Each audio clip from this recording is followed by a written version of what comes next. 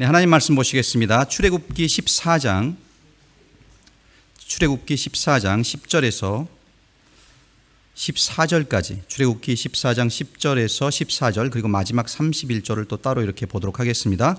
제가 읽도록 하겠습니다. 출애굽기 14장 10절입니다.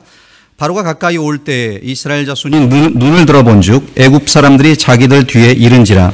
이스라엘 자손이 심히 여호와께 부르짖고 또 그들이 또 모세에게 이르되 애굽에 매장지가 없어서 당신이 우리를 이끌어내어 이 광야에서 죽게 하느냐? 어찌하여 당신이 우리를 애굽에서 이끌어내어 우리에게 이같이 하느냐? 우리가 애굽에서 당신에게 이른 말이 이것이 아니냐? 이르기를 우리를 내버려 두라. 우리가 애굽 사람을 섬길 것이라 하지 아니하더냐? 애굽 사람을 섬기는 것이 광야에서 죽는 것보다 낫겠노라. 모세가 백성에게 이르되 너희는 두려워하지 말고 가만히 서서 여호와께서 오늘 너희를 위하여 행하시는 구원을 보라. 너희가 오늘 본 애굽 사람을 영원히 다시 보지 아니하리라. 여호와께서 너희를 위하여 싸우시리니 너희는 가만히 있을지니라. 31절입니다. 이스라엘이 여호와께서 애굽 사람들에게 행하신 그 큰 능력을 보았으므로 백성이 여호와를 경외하며 여호와와 그의 종 모세를 믿었더라. 아멘. 네, 오랜만에 함께 경배와 찬양으로 찬양을 하면서 우리가 예배를 드렸는데요. 한 가지 광고 드릴 것은 다음 주부터 우리가 8시 5분 전에 이 준비 찬양을 시작하도록 하겠습니다. 5분 전에 찬양을 준비할 테니까 여러분들 그 시간 맞춰서 인터넷에 접속하셔서 이렇게 찬양으로 마음의 문을 열고 이 예배를 준비하시는 그런 시간을 가졌으면 좋겠습니다.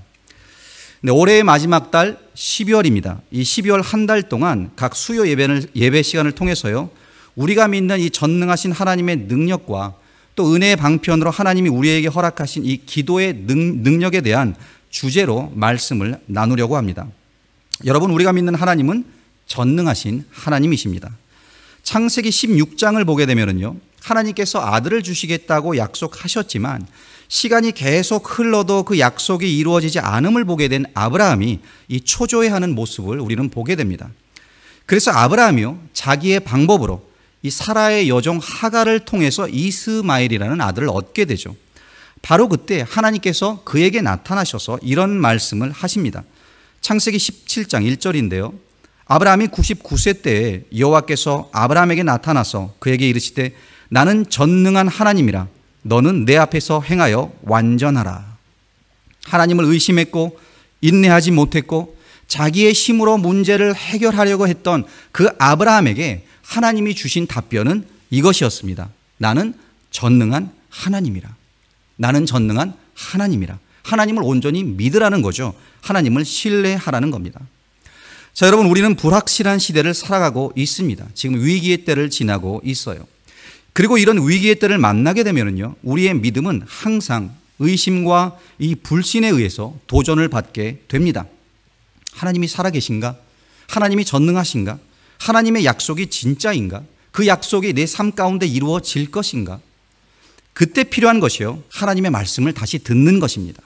하나님이 아브라함에게 하셨던 그 말씀, 나는 전능한 하나님이라.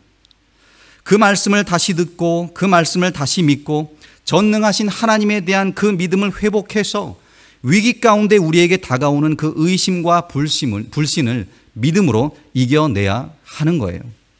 그리고 그 전능하신 하나님의 능력을 경험할 수 있는 이 은혜의 방편, 하나님이 주신 도구가 바로 기도라는 겁니다. 기도. 그렇습니다. 그래서 이 기도 생활이 매우 중요합니다. 한 해를 마무리하는 이 12월 한 달 동안에요, 이 전능하신 하나님을 묵상하시기를 부탁드립니다. 그리고 기도를 통해서 그 전능하신 하나님 앞으로 나아가시는 여러분들이 되시기를 간절히 축원합니다. 자, 우리가 예수를 믿는 성도로서요, 이 땅을 살아갈 때 붙잡아야 할 가치와 원칙이 있습니다. 이 성경적 원칙과 영적 원칙이 있어요. 그 원칙들을 잘 깨닫고 기억하고 붙드는 것이 중요합니다. 왜냐하면 그 원칙들을 따라 걸어갈 때, 살아갈 때 우리는 하나님의 뜻 안에 거할 수 있기 때문에 그렇습니다.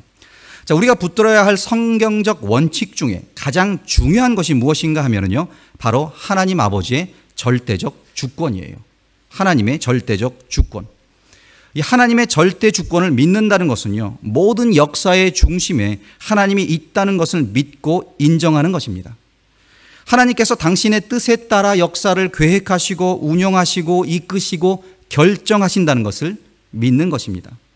네, 그러니까 우리 사람이 하나님의 뜻을 꺾을 수 없고요. 역사의 흐름을 우리 마음대로 바꾸지 못하는 거예요. 이 원칙과 관련해서 야고보 사도는 야고보서 4장 13절 15절에서 이렇게 말씀합니다. 들으라, 너희 중에 말하기를 오늘이나 내일이나 우리가 어떤 도시에 가서 거기서 1년을 머물며 장사하여 이익을 보리라 하는 자들아, 내일 일을 너희가 알지 못하는도다. 너희 생명이 무엇이냐? 너희는 잠깐 보이다가 없어지는 안개니라. 너희가 도리어 말하기를 주의 뜻이면 우리가 살기도 하고 이것이나 저것을 하리라 할 것이거늘. 오늘은 내가 이 일을 할 거야. 내일은 내가 다른 도시로 갈 거야. 그곳에 가서 이런 장사를 해서 또 많은 이익을 볼 거야. 이렇게 말하는 자들을 향해서 지금 말씀이 뭐라고 하시냐면요, 그들 뜻대로 되는 게 아니다라는 거예요. 그들이 계획한다고, 그들이 원한다고 그 마음대로 되지 않는다는 겁니다. 그렇기 때문에 그렇게 말하지 말고 주의 뜻이면, 하나님이 허락하시면, 그러면 내가 이 일도 하고 저 일도 할 수 있을 것이다 라고 말하는 게 맞다라는 겁니다. 바로 하나님의 그 절대 주권에 대해 지금 말씀하고 있는 거예요. 모든 것을 통제하시고 다스리시는 분은 하나님이시지 우리가 아니라는 겁니다. 그래서요, 여러분, 우리의 삶 가운데 이 성경의 원칙, 하나님의 주권에 대한 이 영적 원칙을 믿고 인식하고 인정하는 것이 중요합니다. 하나님이 주권자이시며 역사와 나라와 또한 나의 삶까지도 다스리신다라는 것을 믿어야 한다는 거예요. 자, 오늘 본문 말씀에서요, 이스라엘 백성들이 겪게 된 그 상황을 통해서 우리는 이 하나님의 주권에 대해 또한 배울 수 있습니다.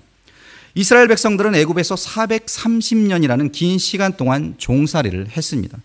그 오랜 시간 동안 종으로 노예로 살았던 그들이 어떻게 자신들을 묶고 있던 그 사슬을 스스로 끊고 또 자유를 얻을 수 있었겠어요? 불가능하죠.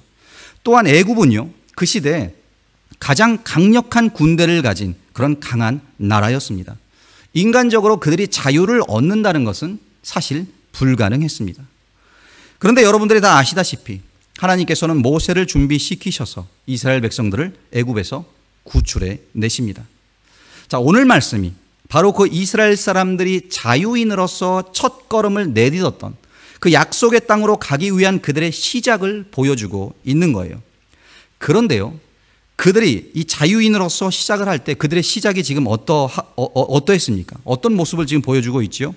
그들을 기다리고 있던 길은요, 넓은 길이 아니었습니다. 아무런 장애가 없는 그런 고속도로가 아니었어요. 그들을 기다리고 있던 것은 홍해였습니다. 홍해.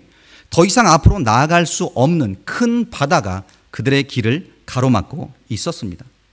이 홍해만 그들을 가로막고 있었던 것이 아니었죠. 그들 뒤에는 마치 먹이에게 달려드는 사자처럼 애굽의 군대가 지금 밀물듯이 몰려오고 그들을 쫓아오고 있었습니다. 우리가 흔히 말하는 그 진퇴양난의 그런 상황을 그들이 만난 거예요. 아니, 하나님이 나가라고 해서 나갔는데 어떻게 이런 상황을 만날 수 있습니까? 하나님이 우리를 인도하셨는데 어떻게 이런 위험한 상황으로 우리를 몰아가실 수가 있습니까? 라고 질문할 수도 있습니다. 자, 그런데 여러분은 이 스토리의 결말을 이미 알고 계세요. 홍해도 애굽의 군대도 저들을 해하지 못했고 저들의 발걸음을 멈추지 못했습니다. 온 백성이 어린 나이에서 노인에게 이르기까지 한 명도 다치지 않고 모두가 안전하게 홍해를 건넜습니다. 그리고 이 이야기는 해피엔딩으로 끝나고 있어요. 우리 본문 31절을 한번 보시면 이스라엘이 여호와께서 애굽 사람들에게 행하신 그 큰 능력을 보았으므로 백성이 여호와를 경외하며 여호와와 그의 종 모세를 믿었더라. 이스라엘 백성들은 하나님께서 행하신 그 큰 능력을 직접 자신들의 눈으로 보았습니다. 산 증인이 된 거예요. 그리고 그 결과 모세를 믿었고 하나님의 종으로 모세를 받아들이게 되었습니다. 자, 여러분, 우리가 매일 살아가는 삶 가운데 우리가 걸어가는 이 인생의 길목에서도요, 우리 또한 이스라엘 백성들이 만났던 상황, 이 진퇴양난의 상황을 만날 수 있습니다. 홍해가 우리를 기다릴 수도 있고요, 아무런 탈출구가 없는 그런 위기를 우리도 만날 수 있습니다. 그런데 문제는 이것이에요.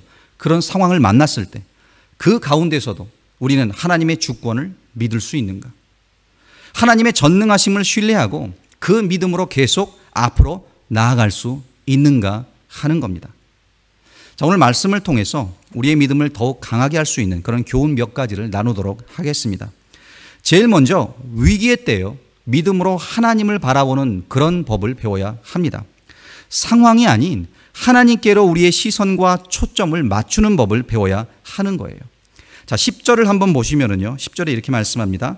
바로가 가까이 올 때 이스라엘 자손이 눈을 들어 본즉 애굽 사람들이 자기들 뒤에 이른지라. 이스라엘 자손이 심히 두려워하여 여호와께 부르짖고. 자, 이스라엘 자손들이 눈을 들어 보았다라고 했어요. 무엇을 보았습니까? 그들에게 가까이 다가오고 있는 그 바로 왕을 보았습니다. 그들을 치려고 바짝 쫓아오고 있는 그 애굽 군대를 본 거예요. 그렇게 그들을 둘러싼 이 위험을 바라보고 그들의 상황, 문제를 바라봤을 때 그들의 마음이 어떠했습니까? 이스라엘 자손이 심히 두려워했다라고 했습니다. 큰 두려움, 그 두려움이 그들을 사로잡은 것이죠. 그렇습니다. 우리의 시선이요, 우리의 초점이 상황에 맞추어져 있을 때 두려워할 수밖에 없는 겁니다.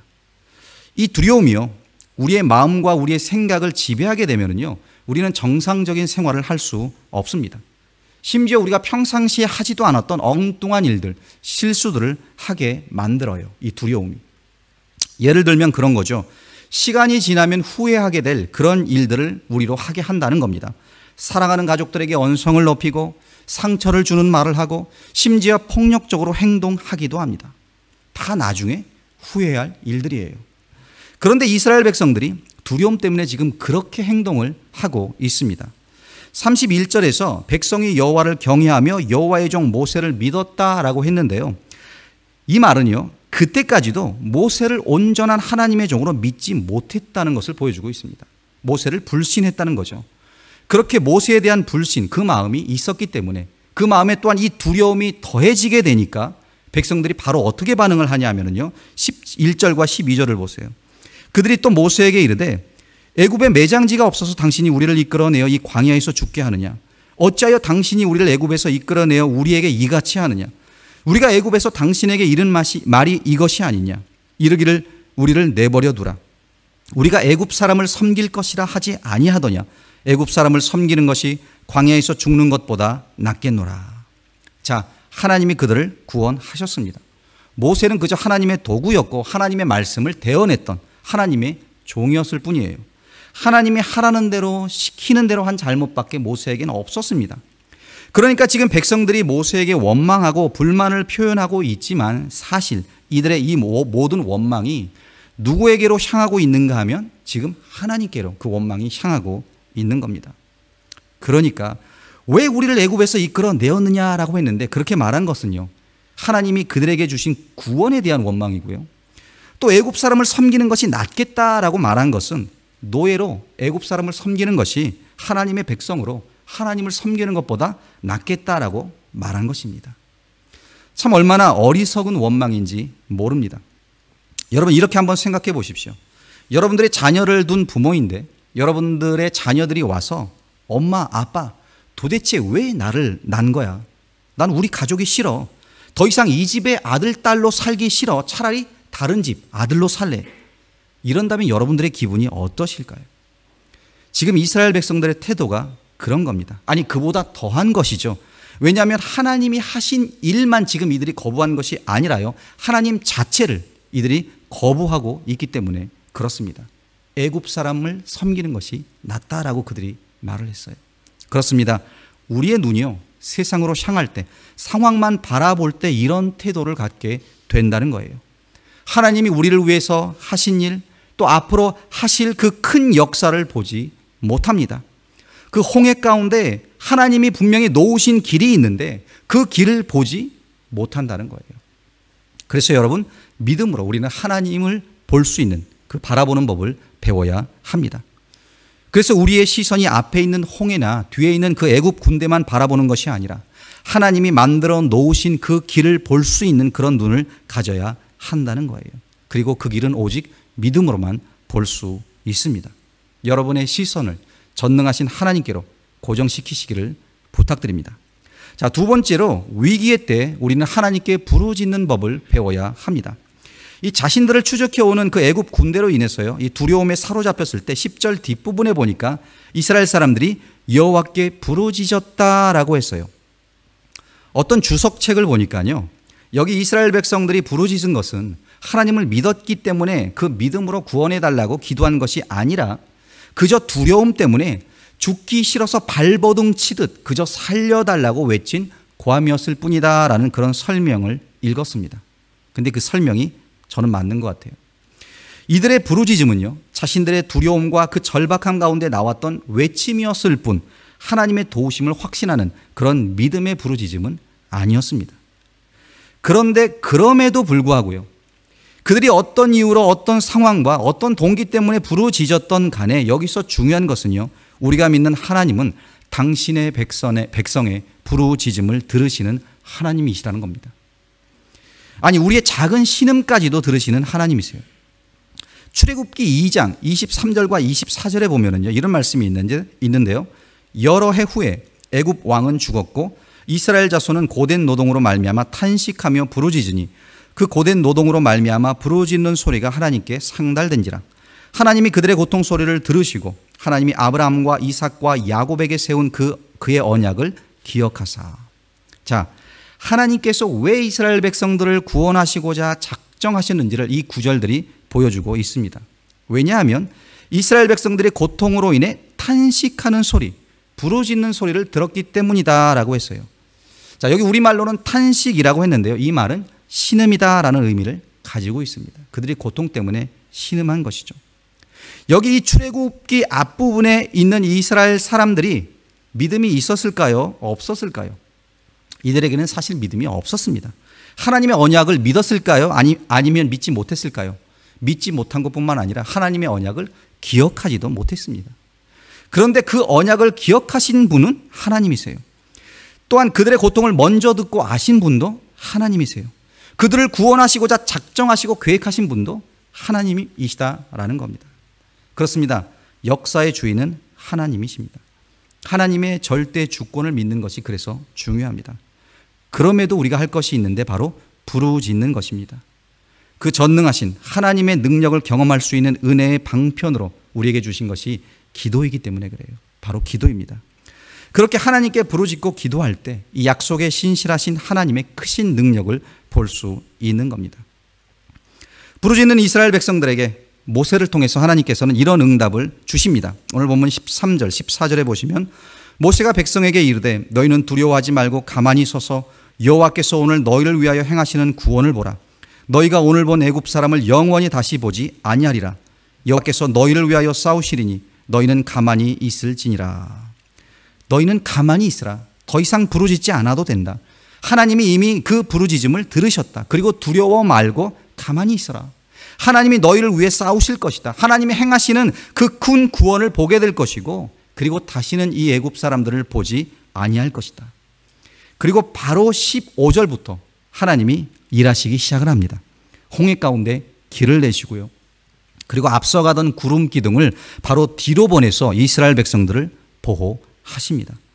그래서 성경이 말씀하죠. 16절에 보면 이스라엘 모든 자손이 마른 땅으로 행했다라고 했고요. 바로 이 바다에 길을 내셨는데 그 길이요, 질퍽질퍽한 그런 길이 아니라 마른 땅, 안전하게 그들이 건너갈 수 있는 그런 땅이었다는 겁니다. 그리고 그 뒤를 쫓아 홍해길로 들어선 애국 군대를 하나님께서는 모두 수장시켜 버리십니다. 그리고 이 사건은요, 30절 31절에서 이렇게 끝이 납니다. 그날에 여호와께서 이같이 이스라엘을 애굽 사람의 손에서 구원하시매 이스라엘이 바닷가에서 애굽 사람들이 죽어 있는 것을 보았더라. 이스라엘이 여호와께서 애굽 사람들에게 행하신 그 큰 능력을 보았으므로 백성이 여호와를 경외하며 여호와와 그의 종 모세를 믿었더라. 여러분, 이 모든 사건은 두려움으로 시작되었습니다. 그러나 하나님께서 그들을 위하여 행하신 큰 능력을 그들이 봄으로 끝이 나고 있습니다. 기억하시기 바랍니다. 상황의 노예가 돼서는 안 됩니다. 여러분의 시선을, 그 초점을 상황이 아니라 하나님께로, 예수님께로 맞추시기를 간절히 부탁드립니다. 그리고 하나님께 부르짖을 줄 알아야 합니다. 기도할 줄 알아야 해요. 왜요? 오직 하나님만이 바다에 길을 내시며 큰 능력을 우리 가운데 행하시는 분이시기 때문에 그렇습니다. 욥기 42장 2절에 욥이 이렇게 고백을 해요. 주께서는 못하실 일이 없사오며 무슨 계획이든지 못 이루실 것이 없는 줄 아오니. 여러분, 하나님이 행하시는 그 크신 능력을 보실 수 있기를 간절히 축원드립니다. 여러분의 시선을 하나님께로, 또 여러분의 목소리를 하나님께로 향하세요. 상황이 아닙니다. 그리할 때 우리 가운데서 역사하시는 그 능력대로 우리가 구하거나 생각하는 그 모든 것보다 더 넘치도록 능히 역사하시는 그 하나님께서 큰 능력을 우리 가운데 행하실 겁니다. 기도하시겠습니다. 아버지 하나님, 위기의 때를 지나고 있습니다. 전 세계적으로 이 코로나 사태로 인해서 경제가 마비되고 수많은 사람들의 움직임이 멈춰지고 많은 사람들이 격리되어야 하는 그런 상황들을 우리가 지내고 있습니다. 이 가운데 많은 고민과 또한 많은 두려움 가운데 보내신 분들이 계실 텐데, 우리가 오늘 말씀을 기억함으로 말미암아 주님, 우리의 시선을, 우리의 마음을 그 상황 가운데 두려움에 두는 것이 아니요, 우리의 시선과 초점을 아버지 모든 주권을 가지고 역사하시는 전능하신 하나님께 맞출 수 있도록 인도하여 주시옵소서. 또한 그 하나님께 부르짖을 수 있는 그 믿음을 허락하여 주셔서 기도 가운데 주님께로 나아가게 하시고, 하나님께서 예비하신 그 크고 놀라운 역사를 우리 앞에 길을 내시며 구름 기둥 불 기둥으로 우리를 보호하시는 그 하나님께서 행하시는 그 큰 능력을 경험할 수 있고 볼 수 있는 우리 모든 베델의 성도님들이 될 수 있도록 인도하여 주시옵소서.